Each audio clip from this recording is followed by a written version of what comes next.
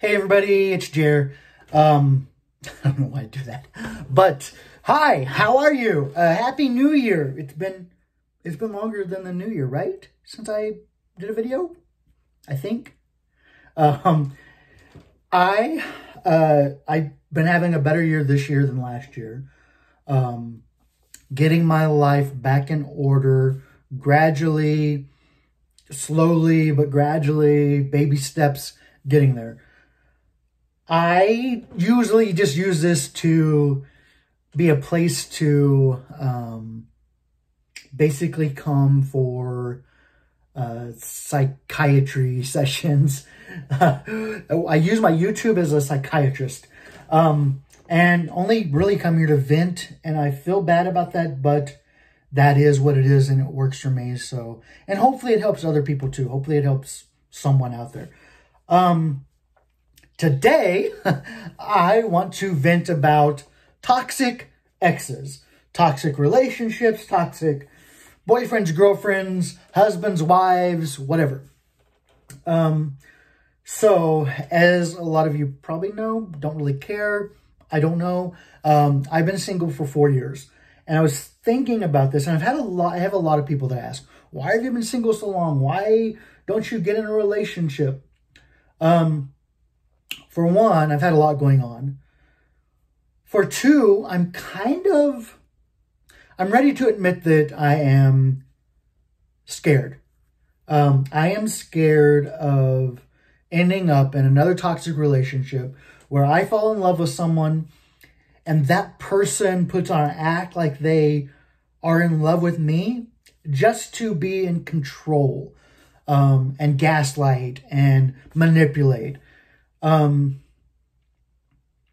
haven't talked a lot about it, but my last relationship was very manipulative, very toxic, and I was in love. I loved him deeply. Like, I could see myself at different points spending my life with him. And the thing is, there was red flags from the very get-go. Like, with me, there weren't red flags. Like, it felt perfect, which is what he wanted. He wanted it to feel perfect. And I talked about the beginning moments of that relationship and how great they were. And sometimes toxic people, whether they realize it or not, will do this really great thing, really great act to begin with, to get you pulled in, to get control, to say, you know what? I did this from the very get-go. This is what I did. And then they use that and will drag you through hell if they have to get you to hang on and have control. The red flags didn't come necessarily with me. The red flags came in how he treated his mom and dad and his family, and how he manipulated them. He would steal from them a lot, like a lot, and steal and lie. And I just always said, you know what? He just has a bad relationship with them. He would never do this to me. He would never talk bad about me. He would never do hurtful things towards me. But then he did really extremely hurtful things to them. And I should have seen it and been like, no, I don't need this. And then probably within months, I was traveling at the time, doing the 5-year journey that I've talked about on here. And within months, it was really within months, I have struggled off and on, emotionally, mentally, and he knew that, and I was catching on to the first time of him cheating, and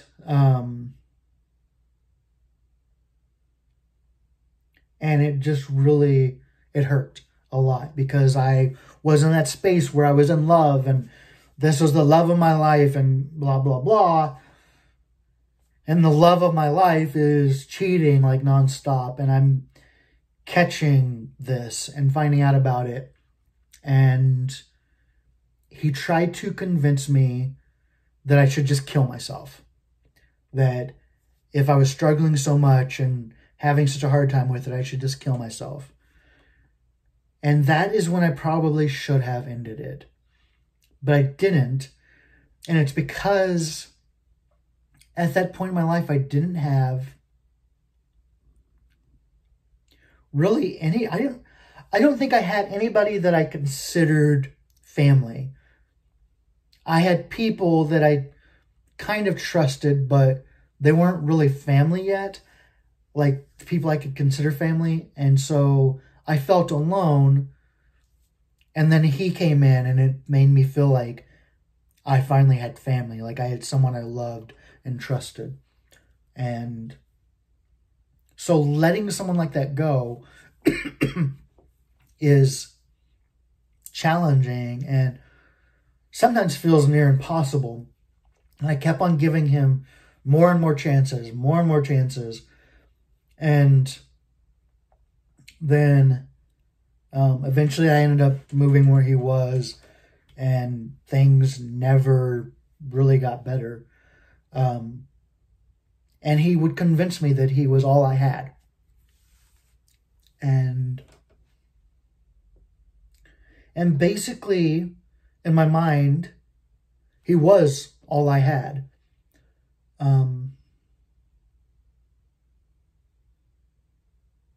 Yeah. And so, and everything that he did, I couldn't bring it to cut him off 100% and just be done and love myself more than I was loving him. And doing that, I let him have control.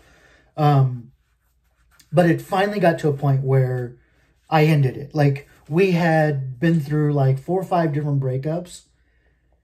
And every time it was him cheating. And I was just like, I would come up with excuses like he's young and he has to have more experiences and that's what this is.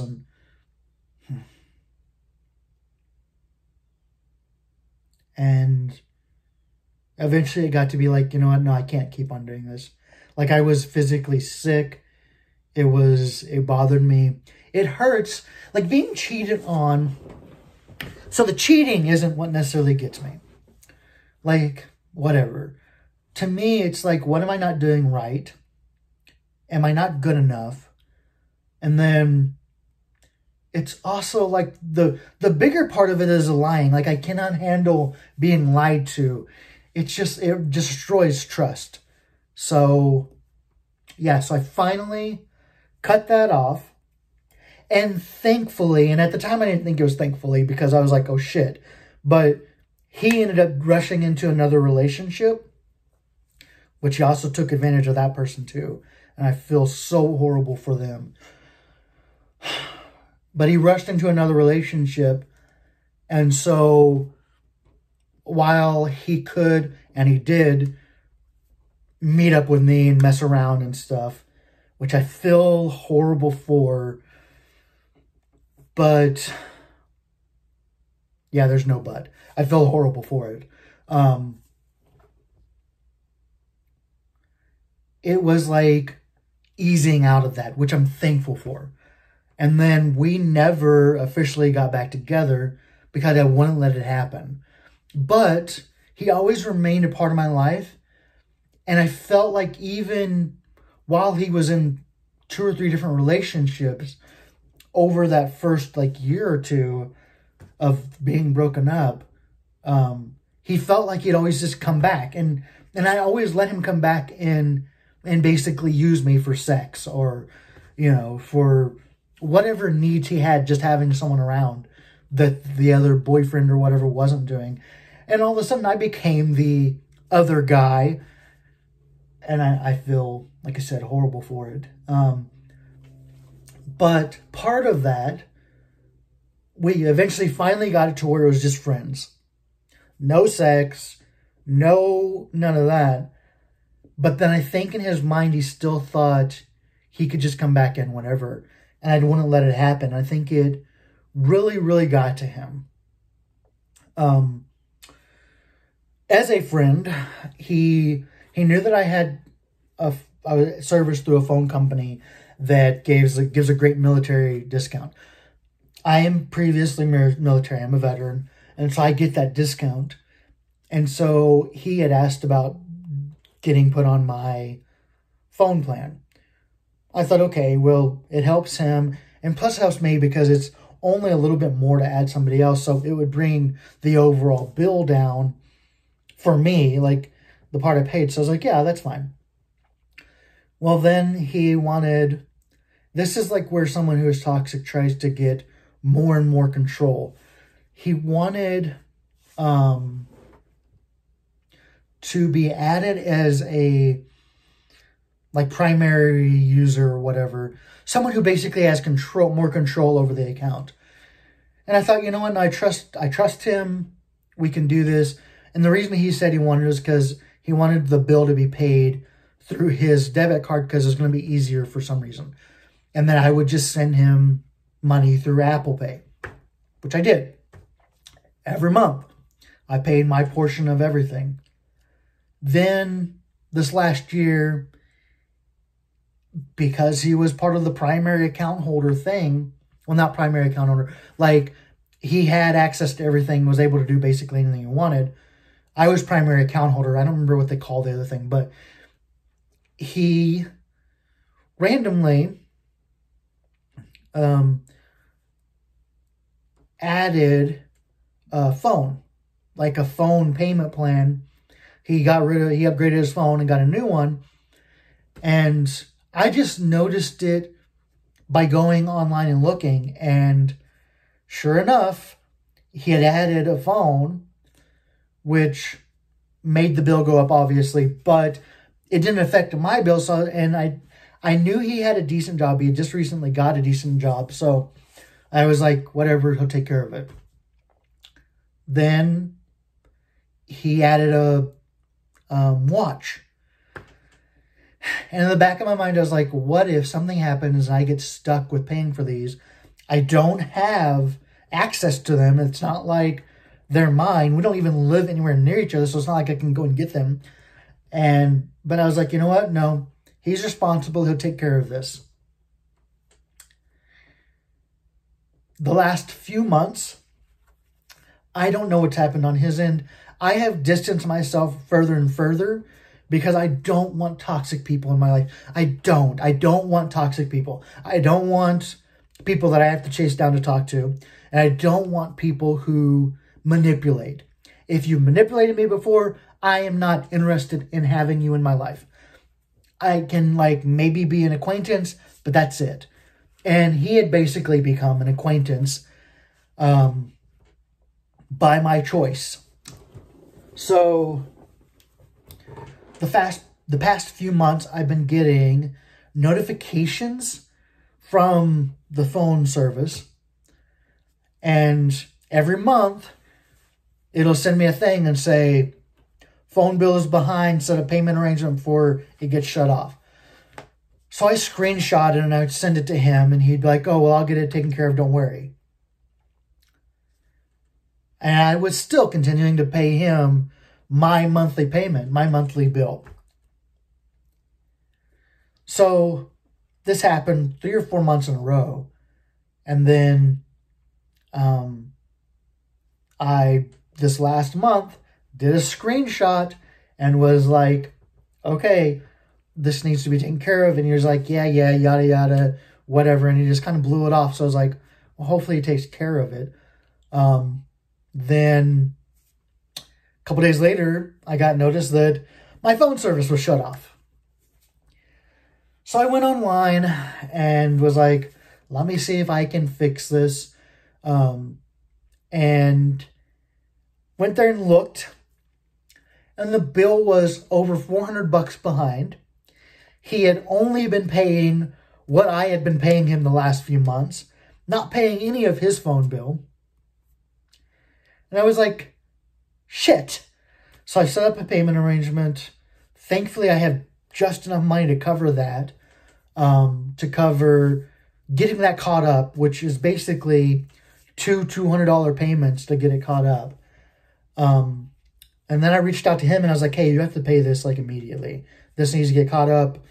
Like, I'm not going to get stuck with this. You need to take care of it.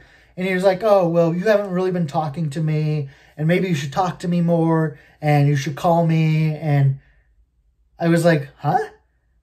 What does me calling you or texting you or keeping in touch with you have to do with you paying your portion of a phone bill? And he was like, well, if you want me to pay it, I guess you'll start talking to me more. It is ridiculously manipulative and toxic to try to control someone with something that you owe them. And I was just like, I have had it. I have had it. I have had it. I have had it. And so I was like, I just want him off of this. And I sent the request for the money. He never paid it. So I was like, okay. I shut off service to his phone. And then I wrote his sister and mom, which his sister tried telling me, because they have this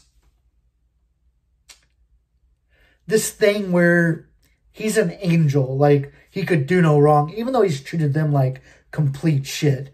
But he can do no wrong. And she was like, well, it's really harassment for you to write us about it. And I was like, I just need somebody to talk to him and get him to pay this. Like, he's behind, he's not paying it. Somebody needs to figure this out.